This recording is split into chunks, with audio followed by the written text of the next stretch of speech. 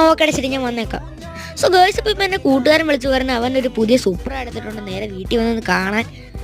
Girls, അപ്പം ഞാനിപ്പോൾ ഡ്രസ്സൊക്കെ മാറി ഇപ്പോൾ വന്നിട്ടുണ്ട്. നമുക്ക് നമ്മുടെ ലെജൻഡ് എടുത്ത് നേരെ അങ്ങോട്ട് പോവാം. ഗായ്സ്, അപ്പം ഞാനിപ്പോൾ ഇവിടെ എത്തിയിട്ടുണ്ട്. ഗേൾസ്, നല്ല കിണ്ണം കാഴ്ച സൂപ്പറാണ് ഗേൾസ് ഇവിടെ കിടക്കുന്നത്. കേസ് നമുക്ക് ഇനി അവനോടൊന്ന് മിണ്ടിയിട്ടൊക്കെ വരാം.